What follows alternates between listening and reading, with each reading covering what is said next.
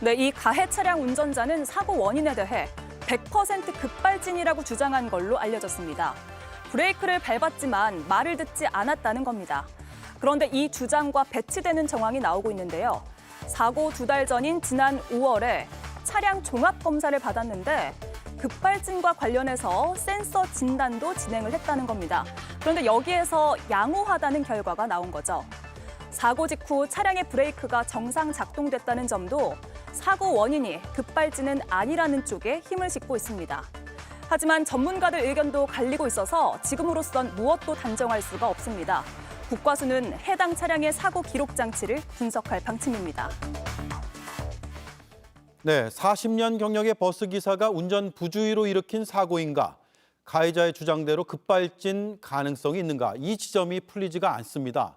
전문가는 어떻게 보고 있는지 전화 연결을 하겠습니다. 김필수 대림대 자동차학과 교수입니다. 나와 계시죠? 네, 안녕하세요. 예, 교수님 여러 영상들을 쭉 분석해 보셨을 텐데 급발진으로 보이던가요? 일단 지금 상황은 크게 두 가지가 상당히 이제 불리하다고 볼 수가 있어요. 운전자가 급발진이라고 얘기를 했지만 일단 이렇게 짧게 이 사고가 끝나는 경우에는 실질적으로 이 본인이 어떻게 운전했는지 기억이 안 나는 경우도 많아서 머릿속에 하얗게 변한다 그러죠. 그럴 경우에는 급발진이요라고 얘기하는 사람들도 굉장히 많다는 거가 첫 번째고요.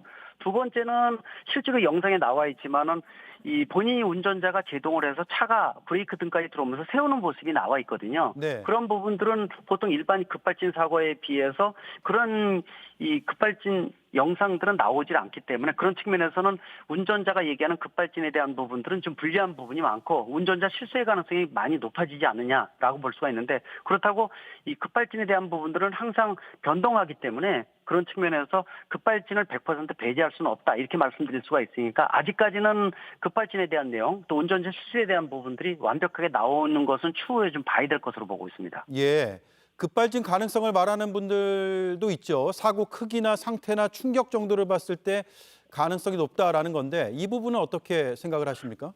실제로 급발진 생기면 여러 가지 현상이 발생을 합니다. 급가속이 되면서 굉음이 생긴다든지 또 브레이크가 딱딱하게 들면서 브레이크가 작동이 안 되고 또 배출가스가 하얗게 배출이 된다든지 불안전 요소가 되는 거죠. 이런 특성들이 종합적으로 나타나는 게 급발진 사고라고 볼 수가 있는데 특히 이번 같은 경우에는 아직까지는 짧게 끝나는 경우에는 운전자가 적극적인 방어를 하고 있다라는 부분들이 입증하기가 쉽지 않고 또 우리나라 같은 경우에는 법 자체가 운전자가 자동차의 결함을 밝혀야 되는 구조이기 때문에 상당히 좀 불리하거든요. 예. 또 국가서에서 조사를 들어가서 EDR 사고 기록 장치를 확인을 하겠지만은 사고 기록 장치가 이슈를 통해서 기록이 되는 거니까 실제로 EDR에 대한 신뢰성도 문제가 좀 있어서 자동차 메이커의 면죄부다 이렇게 얘기할 정도이기 때문에 그런 측면에서 향후 정보가 어떻게 나오는지 좀 봐야 될 것 같고요.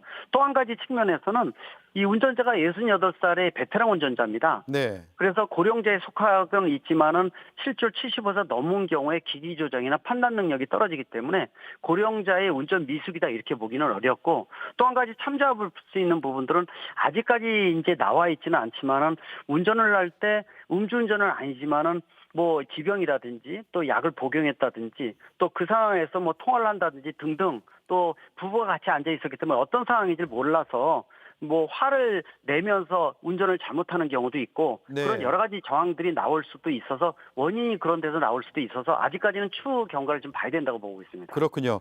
그런데 이게 가해자가 버스 운전 40년 한 경력자로 지금 알려져 있잖아요. 급발진이 아니라면 역주행도 도무지 이해가 안 되거든요. 인도를 덮치고도 멈추지 않은 점을 어떻게 봐야 될까요?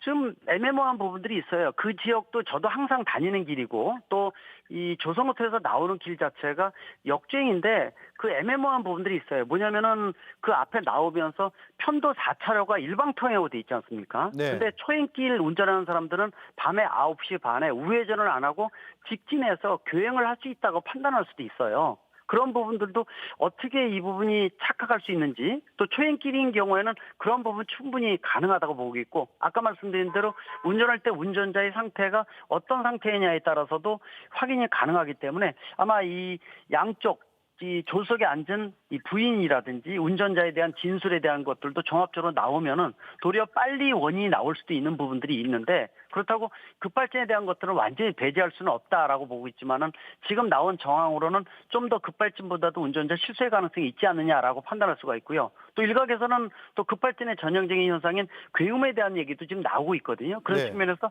좀 더 종합적으로 들여다봐야 되는데, 우리나라는 법적 구조가 운전자가 자동차의 결함을 밝혀야 되는 구조이기 때문에 상당히 불리한 부분은 분명히 있다고 말씀드릴 수가 있습니다. 네.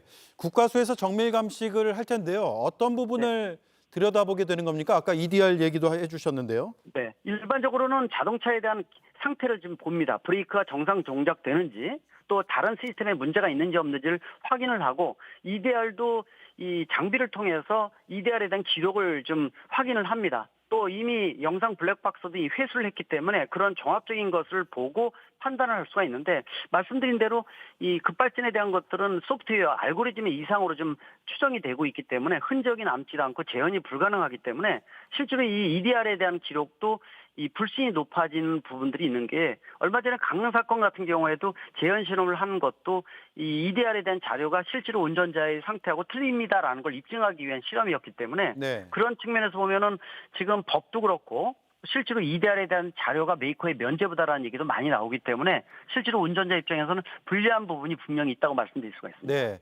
뭐 다른 사건에서 가해자가 급발진을 주장을 하고 그게 인정이 되는 경우가 어느 정도 있습니까?